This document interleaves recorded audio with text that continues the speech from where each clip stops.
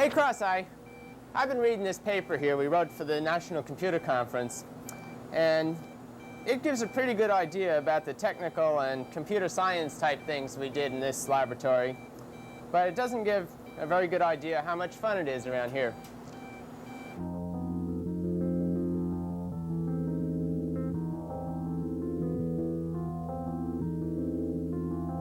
Give you a little cook's tour of this laboratory in the chemistry department. We'll take you over the computer here. This single bay houses the graphics computer, and this down here, of course, is the PDP-1145 computer. Behind this panel is 28,000 words of memory. This here is the disk drive, the mass storage medium we use to hold pictures and macros and other information used to run the graphics system. Up here is the A to D converters, which allow us to use dials and knobs and sliders and other things to control images. From the computer's memory go wires that go over to the vector general. And as you can see, the vector general is capable of putting up images in real time, rotating them around. What we do there is point TV cameras at them. Little TV cameras like this, which you can move around and center and get different parts of the screen. And then, because color is much more fun than black and white, we run cables over this way to a very colorful person, Dan Sandin, inventor of the image processor. Now, the basic way we do things here is that we take images from the vector general, route them via cables to the image processor, colorize them, and tape record them. Now, this particular system is sufficiently flexible enough to be used in performance context. Live from Chicago, Illinois, it's Saturday night. Welcome to the second electronics visualization event. The first entity this evening is digitally done by Tom DeFonte and Drew Browning, analog by Barbara Sykes, and the audio by Sir Michael Sterling. The title of the entity, Circle 9, Sunrise.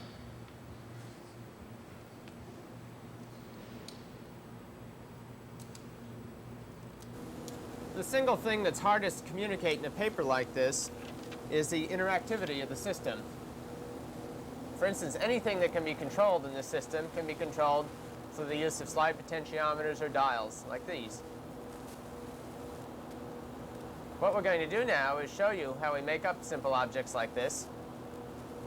But first, you can see the room lights reflecting in the screen, so we normally work with the room lights off. The room lights are actually still off. What we've done here is put up some infrared lights, and Cross-Eye over there has an infrared sensitive camera, so we can show you the working environment of the room while we're actually doing things and still get high quality video without the room lights. The regular TV cameras are not sensitive to infrared light. First thing we have to do to show you how we make this little flying starch molecule is restart the system. We're also superimposing the VTO5's type on the screen. We get the starch molecule up, and we get the propeller from the disk. The first thing anyone does with propellers is rotate them.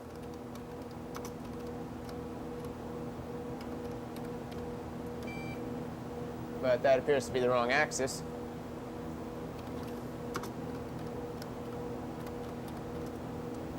The system is very good in letting you know when you're wrong right away. Now we want to attach the propeller to the front of the starch molecule, so we have to move it.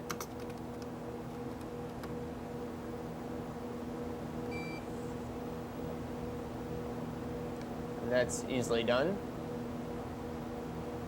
However, we have a problem with the z dimension because we can't see it here. On this display, you can only see z-axis information when the object is rotating. So what we're going to do now is group these two things. And we're going to call it Dan.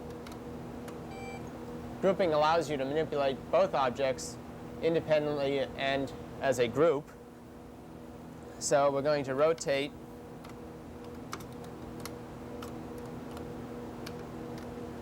So we can get z-axis here. And as expected, the z is not lined up. So we move it over like that. Now, no matter how hard we wiggle this, the propeller will not come off. Now we want to get it back to that kind of elliptical orbit we had before. So we'll use a multi-dial rotate. In this case, we're going to use the slider pods. And it's not quite arranged properly on the screen, so rather than move the TV cameras, we're just going to move the object. This time on the tablet.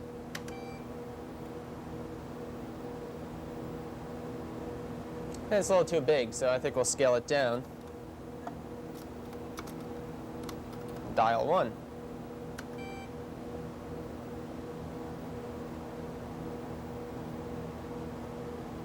So we have complete control like we had before of speed and things like that. Now, although it's not particularly didactically or aesthetically important here, we very often break up objects into multiple colors because you do get more information that way. The way we generally get two colors in this laboratory is by using two TV cameras. And if you look here, one is pointed at a slightly different angle. Now we just move the prop until it's in the view of the other camera. And that's patched up to give you different colors. This is a situation in which color coding is important. This simulation of how TV works is done from a program by Sandin. And as you can see, when we rotate this around, it's difficult to get all the detail that's happening here. Now all we have to do is do the same trick we did with the propeller before. Line these images up.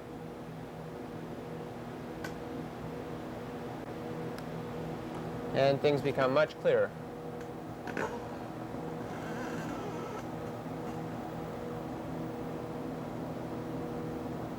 Remove some of the lines here so we can really see what's going on. We can also control the speed of the scan here.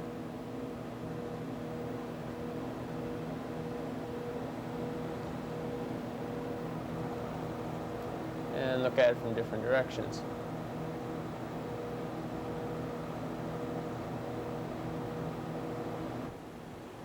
As Tom DeFani pointed out, we point TV cameras at the vector general, and these TV signals, these standard TV signals, are sent along cables to the image processor here, where we modify and process the images. The output of the image processor is connected to a videotape recorder that you see here, which is actually making the recording that you are seeing.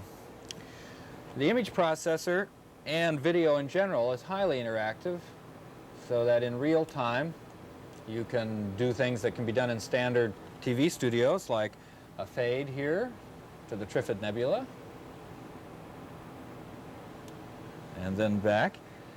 But the image processor, rather than being a special purpose device such as a special effects generator in a TV studio, is a more generalized instrument based on primitive processing modules, and by routing signals to various of the primitive processing modules, you can create certain electronic relationships between the signals which result in visual relationships. For instance, I think I'll take the flying starch molecule and make it circulate around the Trifid Nebula.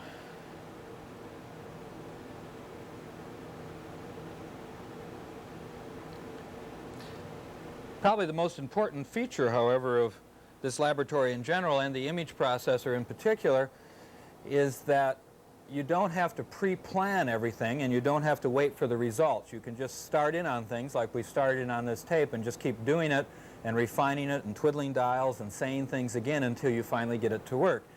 And this is a style of working which people can achieve without such a high degree of practice as is required to be able to predict what the results of a particular decision are.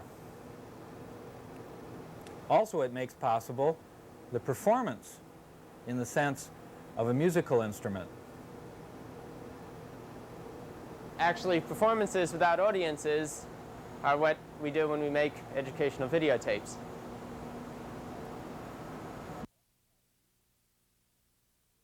What I'm going to try to do here is a 5-minute romp through the image processor. The function is not to explain it carefully enough so one would be able to walk up to it and use it. There'll be lots of details ignored. But by explaining it to some degree of detail to give a concept of how it works. First of all, it's a compact way of saying what it is to say that it is a general-purpose analog computer, a general-purpose patch programmable, meaning programmed by patch cables, analog computer, analog to distinguish it from what is normally called a computer, which is a digital computer, which is the kind of thing that does your bills and payrolls and does information storing and retrieval and stuff like that. This is another breed of computer entirely called an analog computer. And it's optimized. What makes it different than most general-purpose analog computers is that this one is optimized for processing video information, for processing television information, although it also can process sound or any other signal within some restrictions. One way to look at this machine, or for that matter, any process in the universe, is to distinguish it into a set of classes that have to do with inputs, processes, and outputs. And although this device has two modules which originate signals, its primary power is in terms of processing signals, taking signals in from the outside, processing them, and then outputting them to a monitor or a TV tape recorder.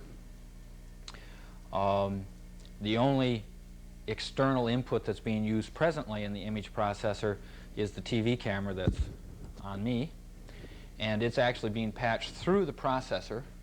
I can control its gain over here, for instance, make it go away, come back, but it is null processed in that there is no special processing. It's being inputted to the processor and outputted without any processing. Now the camera comes in along this cable here, which is a standard camera cable, goes to these two modules here, which have to do with generating the sync for the camera and stripping the sync off the video signal coming from the camera. It's inputted to this, which is simply called an input module, which prepares the TV signal for the processor. If I pull this cable, for instance, the image will disappear. In this case, I'm going from here over to a adder multiplier, which I'll discuss later, which is being tuned up presently simply to output the image to a monitor which is in front of me and to a tape recorder, which this tape is being made. Now, the simplest way to show what the image processor does is to simply do some simple or primitive processing steps that it can do.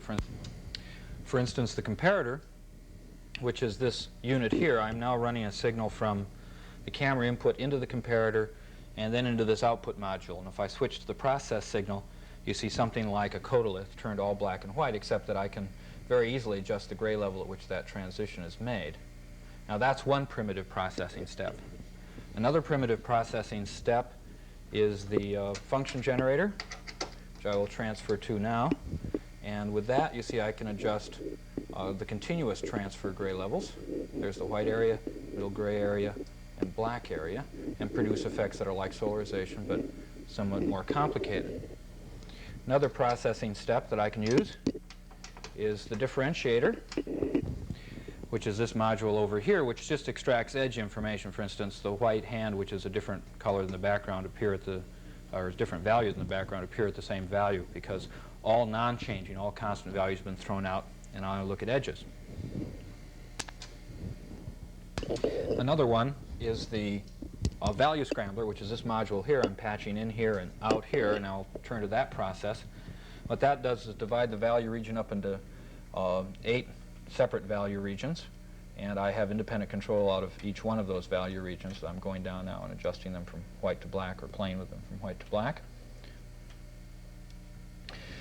This module, like other modules, the knobs also can be done by control voltage, which allows for a more complex interaction. Now, the most important thing about the image processor is you get complex effects by patching modules together in various ways. For instance, now what I've done is to take a camera signal, feed it to the comparator, take the output of that signal, feed it to the differentiator, and then to the output module, and you see you get an effect which is quite different than the two modules originally.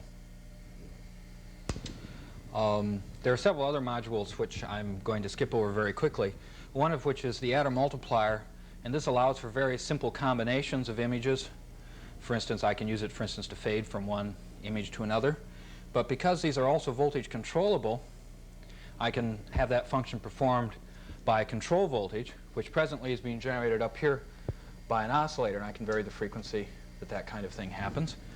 I also can generate standard special effects, as I call them, like this is, for instance, a key. And they all can be generated with this adder multiplier, which is kind of a ubiquitous utility module. It allows combining signals in both simple and complex ways. And now color. Turn your sets to color now. Color in this instrument is handled as three monochrome signals, a red signal, a green signal, and a blue signal. For instance, I'm now on the red signal. I could make this monochrome signal green, or blue. Now you also notice the complements there.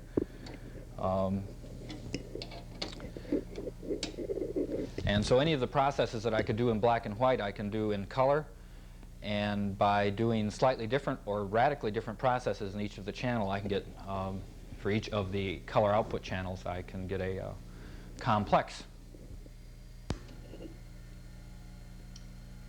Complex enough? Hello. Hi.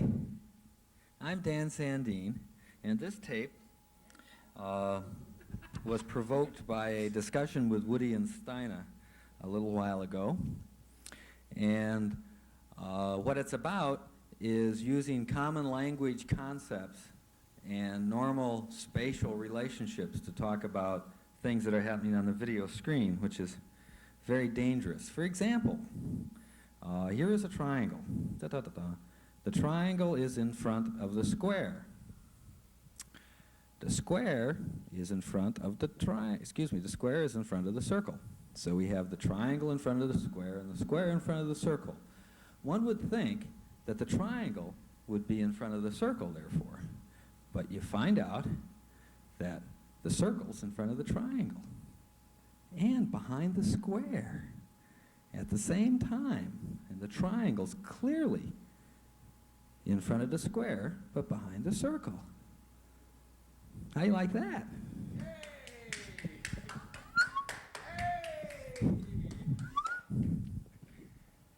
Amazing triangle. I'll do it again.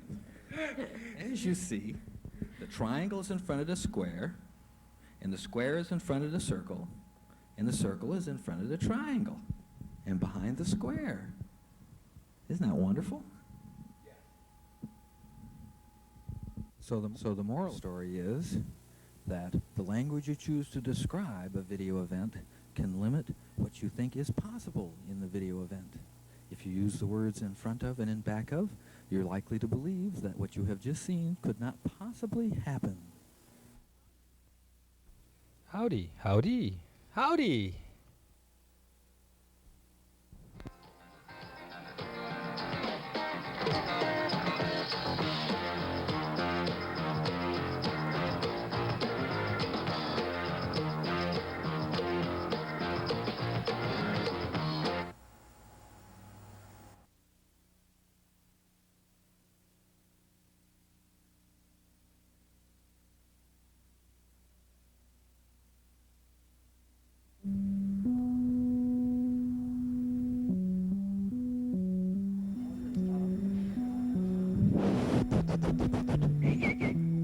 We are now passing into the informal part of the presentation.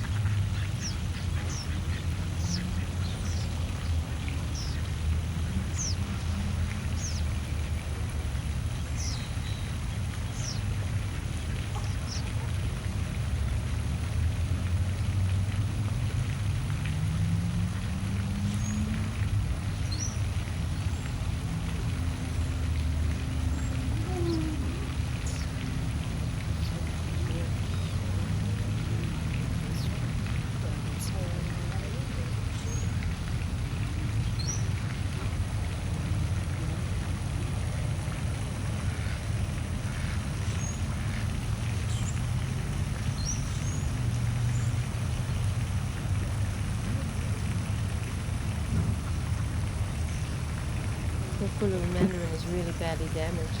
Okay. He's lost most of his right wing feathers.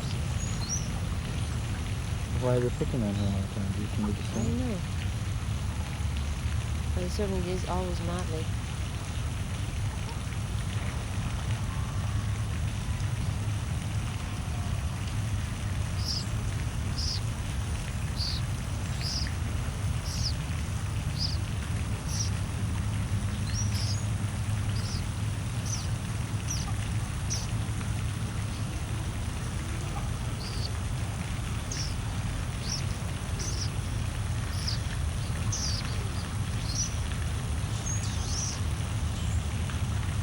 Well, hi, Duck.